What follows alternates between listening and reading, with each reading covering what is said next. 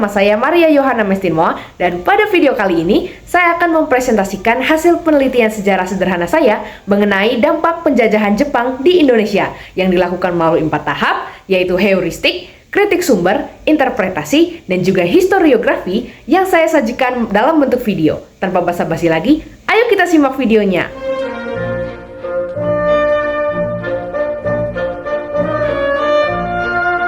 Jadi, seperti yang kita ketahui bersama, Jepang adalah salah satu negara dan satu-satunya negara Asia yang pernah menjajah Indonesia. Diketahui Jepang masuk ke Indonesia dengan niat awal untuk mengeruk sumber daya alam Indonesia, yaitu minyak bumi yang ada di wilayah Indonesia Timur, lalu perlahan meluas sampai akhirnya Jepang berhasil menguasai seluruh daratan Indonesia. Jepang menjajah Indonesia selama kurang lebih 3,5 tahun, terhitung dari tahun 1942, di mana Belanda menyerahkan Indonesia kepada Jepang, sampai tahun 1945, di mana Jepang mulai dikalahkan oleh sekutu. Selama masa penjajahannya, Jepang melakukan banyak sekali perubahan bagi Indonesia, baik itu perubahan positif maupun perubahan negatif.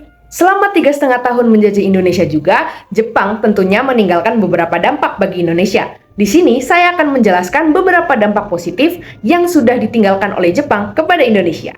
Dampak yang pertama adalah digunakannya bahasa Indonesia secara luas. Pada masa penjajahan Belanda sebelumnya, penggunaan bahasa Indonesia masih dilarang oleh pemerintah Belanda, atau dengan kata lain, hanya bahasa Belanda saja yang diperbolehkan untuk digunakan sebagai alat komunikasi. Namun, bersamaan dengan kedatangan bangsa Jepang, bahasa Indonesia mulai diperbolehkan untuk digunakan secara luas untuk berkomunikasi.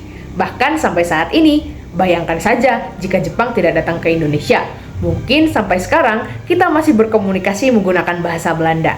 Dampak yang kedua adalah diterapkannya sistem pendidikan yang lebih adil. Pada zaman penjajahan Belanda sebelumnya, Belanda menerapkan sistem pendidikan yang sangat rasis, di mana Belanda menetapkan pendidikan berdasarkan ras dan kedudukan. Atau dengan kata lain, hanya orang Belanda atau pribumi yang memiliki kedudukan tinggi saja yang bisa bersekolah. Namun, ketika Jepang datang ke Indonesia, Jepang menghapuskan sistem pendidikan yang rasis itu dan menggantinya menjadi sistem pendidikan yang lebih adil dan juga general, yaitu 6 tahun di sekolah dasar, 3 tahun di sekolah menengah pertama, dan 3 tahun di sekolah menengah atas. Sistem pendidikan ini sampai sekarang masih digunakan secara luas di seluruh wilayah di Indonesia. Dampak yang ketiga adalah diterapkannya sistem RT. RT atau rukun tetangga merupakan sebuah sistem sosial yang awalnya dibentuk oleh bangsa Jepang bernama Tonarigumi, di mana dalam satu Tonarigumi di suatu pemukiman akan terdapat 10 keluarga. Sistem sosial ini lama-kelamaan diadaptasi oleh masyarakat Indonesia dan sekarang dikenal menjadi rukun tetangga atau RT. Dampak yang keempat adalah penyerapan bahasa Jepang.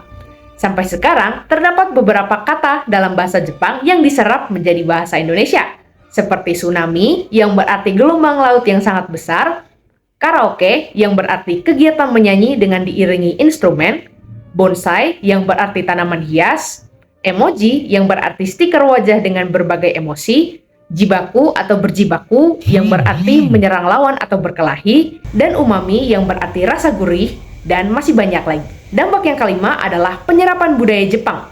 Budaya-budaya dari Jepang juga banyak yang diserap oleh Indonesia dan menimbulkan dampak yang baik, seperti upacara bendera di sekolah-sekolah, kegiatan senam pagi, origami atau seni melipat kertas, bela diri Jepang seperti karate dan kempo, anime yaitu karya animasi dari Jepang, makanan-makanan dari Jepang seperti katsu dan udon, dan masih banyak lagi budaya Jepang yang diserap oleh Indonesia.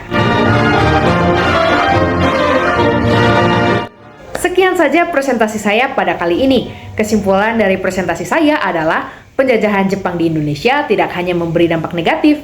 Nyatanya, penjajahan Jepang di Indonesia membawa beberapa dampak positif bagi Indonesia.